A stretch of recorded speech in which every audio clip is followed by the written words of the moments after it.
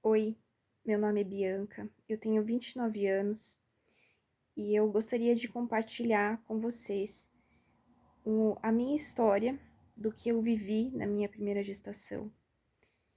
É, eu, nossa primeira filha, ela faleceu quando eu estava completando 24, 25 semanas de gestação, porque eu tive um quadro de síndrome HELP. Bom, para quem não sabe, síndrome HELP é uma complicação da eclâmpsia, aliás, é um estágio mais grave da eclâmpsia. E assim, no meu caso, eu não tinha uma gestação de alto risco, eu não era classificada nessa categoria, eu não tive pressão alta, eu não tinha diabetes gestacional, não tinha obesidade. Pelo contrário, assim, né? Eu sempre me alimentei bem, eu estava fazendo academia, então, assim, uma vida bem regrada, né? E a minha obstetra, ela fazia os acompanhamentos, eu fazia o pré-natal normal, né? Nos primeiros meses não estava dando alteração nenhuma, né? No ultrassom, tudo normal. Até que eu comecei a realmente a me sentir muito estranha, tendo alguns sintomas que não passavam, né? Para algumas mulheres tem a questão dos enjoos durante a gravidez inteira, e eu achava que eu era um caso desse, porque na minha primeira semana, nas primeiras semanas de gestação, né, eu comecei a sentir muito enjoo, e não passou depois do primeiro trimestre, não passou. E eu tinha crises, não todos os dias, mas algumas vezes eu tive uma crise de vomitar o dia inteiro e não consegui parar de vomitar. E eu ia no hospital, tudo, e segundo os médicos ali de plantão e a minha própria obstetra, é coisa da gravidez. Segue a vida. Tá bom.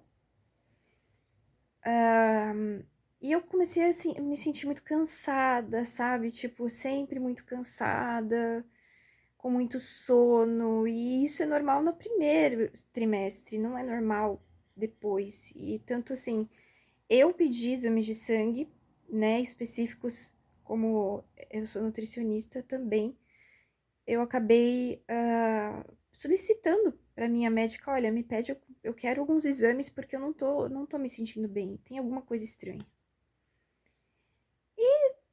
Ela, além dos meus exames, falou: não, tá tudo bem, Bianca, algumas coisinhas estão alteradas, mas nada muito relevante. Ok.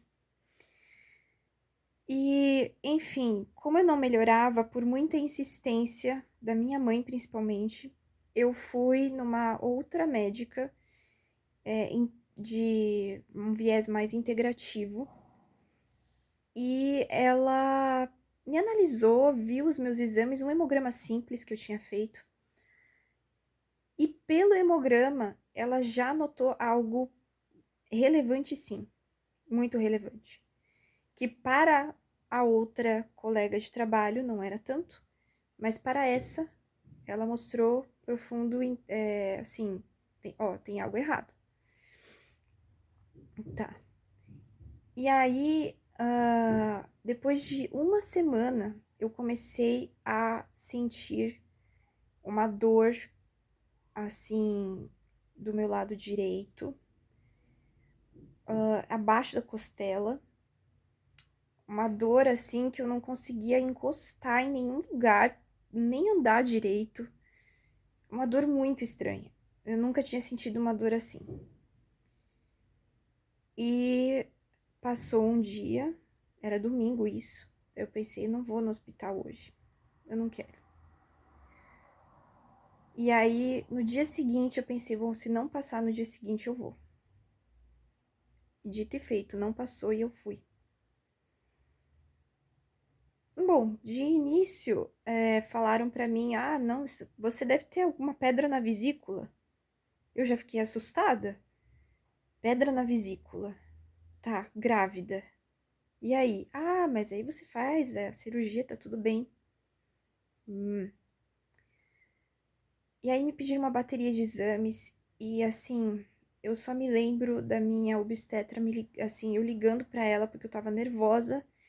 Os médicos estavam muito preocupados comigo, eu via no pronto-socorro do hospital aqui de Curitiba, maternidade, assim, todo mundo muito preocupado. Pediram para eu fazer um ultrassom do meu fígado e eu vi que ele tava meio estranho. Eu vi pontos assim estranhos, eu já fiquei muito apavorada. E, e daí a minha obstetra ligou e eu falei para ela: o que tá acontecendo? E ela falou: Bianca, você está com síndrome HELP. E eu não sabia o que era síndrome HELP. É a primeira vez que eu escutei o que era aquilo. E essa médica integrativa que eu tinha passado anteriormente com ela, ela falou para mim, olhando os meus exames no hemograma, ela falou: Bianca, eu sinceramente espero que você não esteja tendo um quadro de síndrome HELP. E aí ela me explicou o que era. E para quem não sabe, a síndrome HELP, ela se caracteriza por quebra de hemácias. Então as hemácias elas se quebram, plaquetas baixas, as minhas plaquetas baixaram muito, muito, muito mesmo. E fígado doente. Então as minhas enzimas hepáticas, elas estavam lá no alto como se eu tivesse cirrose hepática. E as minhas veias uterinas estavam rígidas também. E eu não vou esquecer, né, da hora que o médico lá no hospital, ele olhou pra minha cara e falou assim: olha, vamos ter que tirar seu bebê daí. E eu fiquei, assim, pra mim foi um choque, porque, imagina, ninguém no meu lugar esperaria por isso, sabe? Ninguém. E eu fiquei em estado de choque mesmo. Eu falei: o quê? Você falou o quê? Sabe? E E daí eu fiquei mais apavorada ainda, porque se o problema se encerra, o síndrome HELP só se encerra se você interrompe a gestação. Ou seja, se você retira a placenta. Porque se não retirar, não corre o risco só do bebê morrer, corre o risco da mãe também morrer. Então, eu tava apavorada porque a minha filha não tava preparada para viver ainda nesse mundo fora de mim. E eu sabia que as chances eram mínimas, sabe? E eu tava com muito medo e eu lembro do meu marido ter vindo correndo pro hospital e eu sendo preparada para fazer a cesárea e eu, hum, sinceramente, eu nem falo que isso foi uma cesárea para mim, porque eu não vi minha filha nascer, eu tive que tomar a anestesia geral, porque eu tava correndo risco de vida. As minhas plaquetas estavam em 28.000 quando eu fui fazer cirurgia. Então, eu tava correndo um risco altíssimo, altíssimo. E agora, passando todo esse panorama geral do que é a doença, né? Eu quero compartilhar aquilo que eu vivi e experimentei de Deus no momento que eu tava ali. E uma das coisas que realmente Deus usa, olha, na palavra de Deus diz que a sabedoria de Deus é insondável. Os caminhos dele são mais altos do que os nossos, e de fato são. E é uma loucura isso, mas o exército de pessoas que se levantou para orar por nós, pela minha família, por mim, pela nossa filha, pelo meu marido, foi tão grande, sabe? Pessoas assim que eu nunca vi, eu nunca conheci, sabe? Todo mundo da nossa igreja,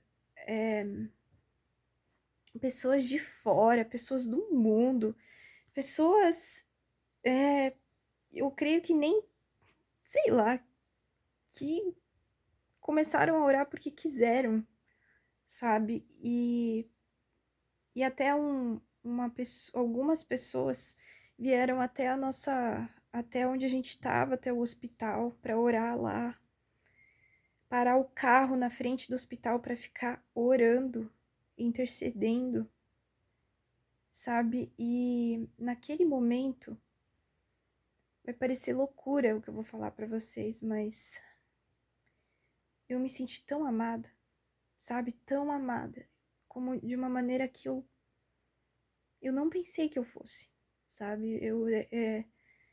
Eu realmente não pensei que tantas pessoas ficariam assim, tão preocupadas, sabe? Com a nossa vida, com a nossa família.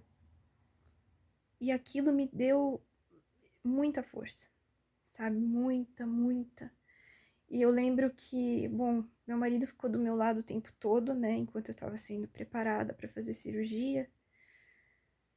Ai, mas eu lembro que teve uma hora que ele teve que sair, porque eu já ia entrar. E na sala eu tava sozinha.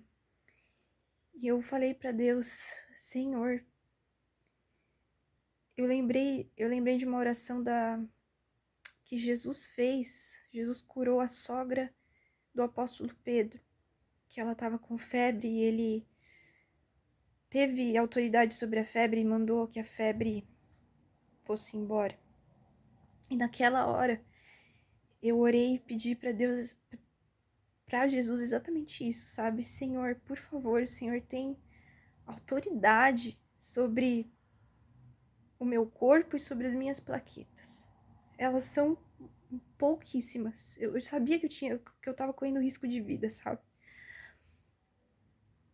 Mas, por favor, eu peço para que o Senhor possa falar para elas trabalharem, as minhas plaquetas trabalharem as mínimas que tem ali. Mas que elas trabalhem, que elas façam o papel delas.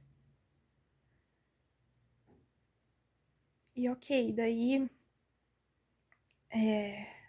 sabe que outra coisa, fé não é ausência de medo, porque eu tava morrendo de medo, eu tava tremendo da cabeça aos pés, eu não sabia se a minha filha ia nascer viva, se ia nascer morta, se como que ia ser, né? E a minha preocupação era realmente se ela fosse sobreviver. E aí eu entrei na sala de cirurgia e pensei, bom, eu vou fechar meu olho e se eu morrer, morri, fazer o quê?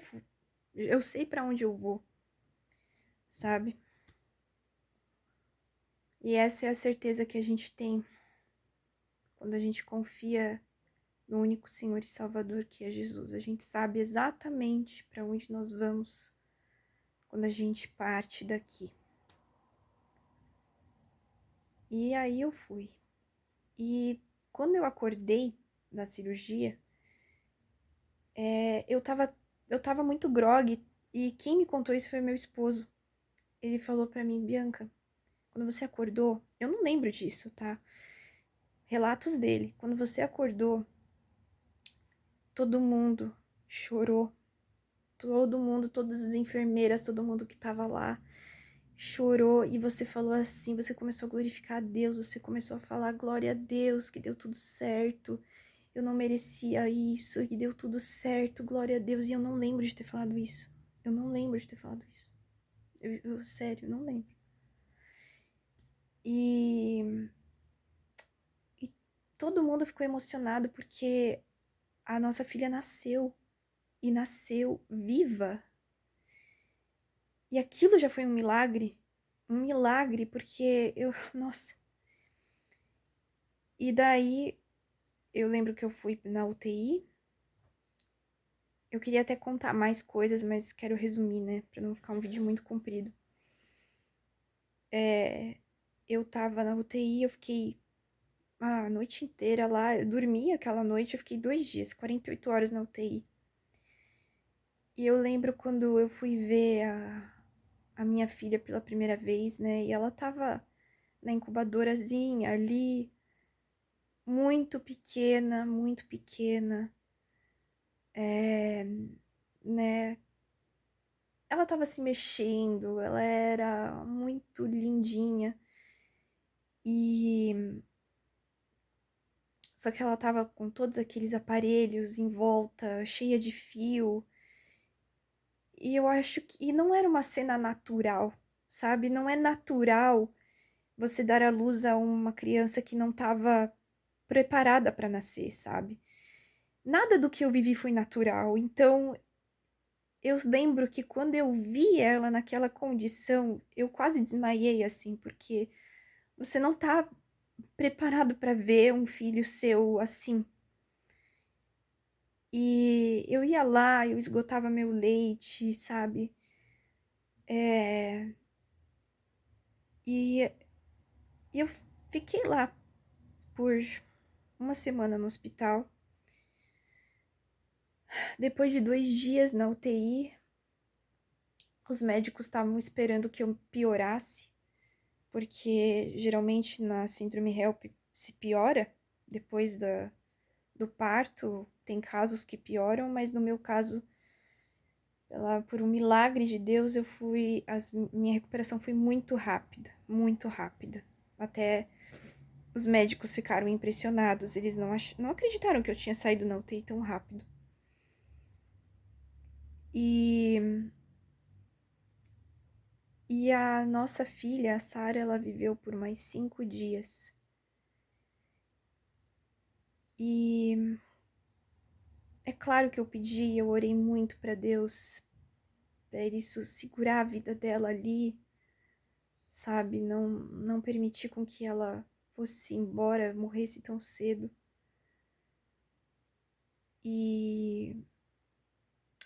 Mas a resposta foi não. E assim, eu tava extremamente fragilizada, né? Isso foi há 2 anos. Vai fazer 2 anos. Nem faz 2 anos ainda. Mas eu tava muito mal. Eu lembro que o meu luto foi bem dolorido porque eu tentava me segurar para não chorar tanto. Porque a dor de você perder um filho é uma dor muito aguda, sabe? É agudo e você não. É algo horroroso. É horroroso. Eu acho que só quem realmente passou por isso sabe o que é isso. E eu pude entender que nesse processo, nisso tudo que a gente vivenciou, sabe? Eu tive, por incrível que pareça, nos meus piores momentos de luto, de choro, Deus se mostrou tão presente, sabe? É claro que eu questionei, é lógico que eu perguntei, Deus, por quê? Por que que o Senhor tá fazendo tudo? Por quê? Sabe? Não fazia sentido na minha cabeça. Qual é o problema? Por que que eu não posso ter a minha filha? Sabe? Por que deu tudo isso? Por que que eu tive uma coisa tão grave? Por que teve que acontecer do jeito que aconteceu? E eu não tenho respostas. Eu não tenho. Eu queria ter, mas eu não tenho.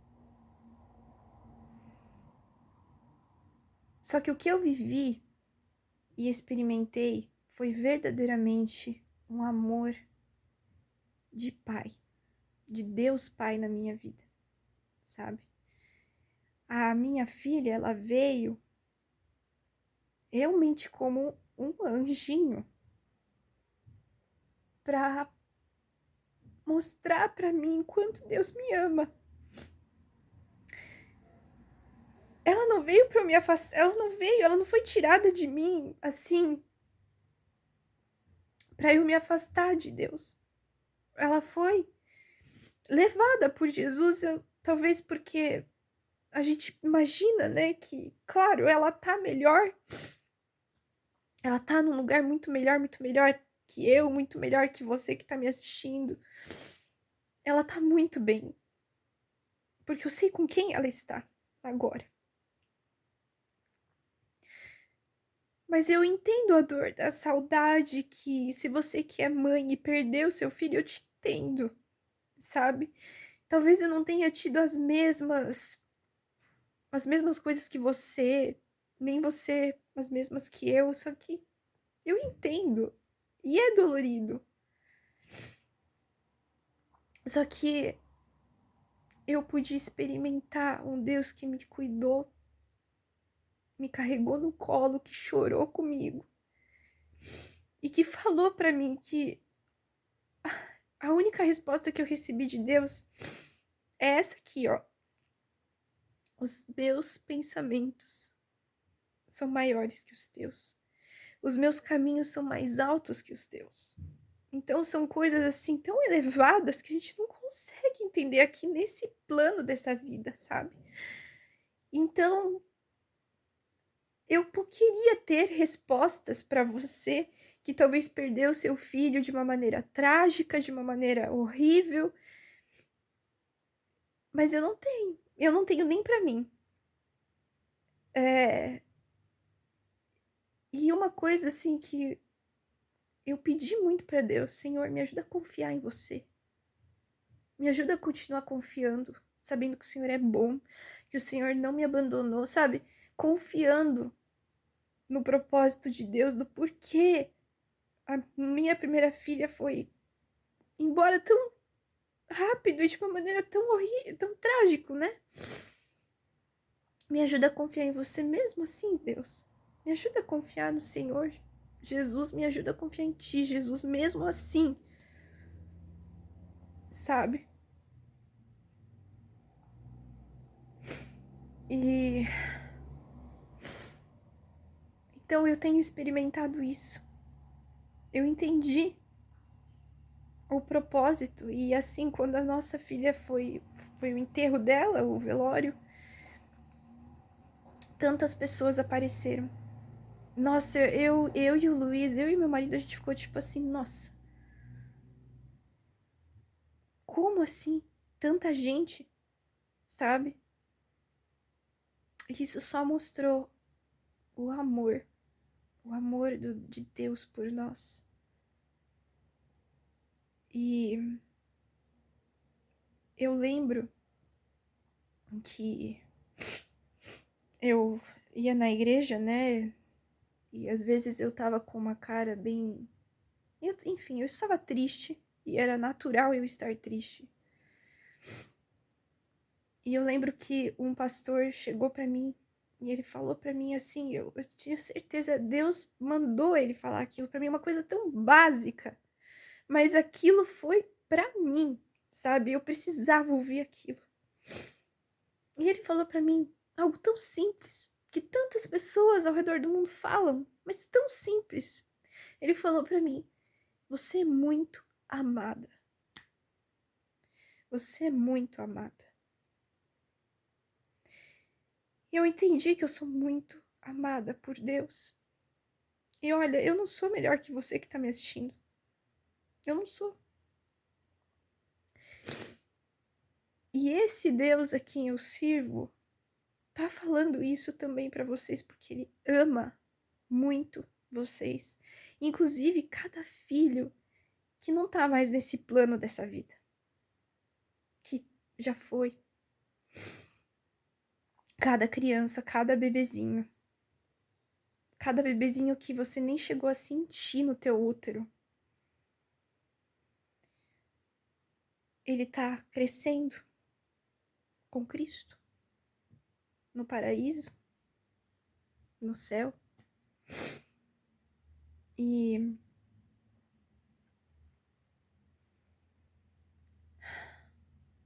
graças a Deus, porque Jesus, ele tem um plano. E o plano dele é de salvar as pessoas, porque ele morreu na cruz por isso. Se você assistiu até aqui, obrigada. E eu queria que só... Eu não posso te dar um abraço, mas receba o meu abraço e que esse abraço seja como um abraço do próprio Jesus para você, sabe?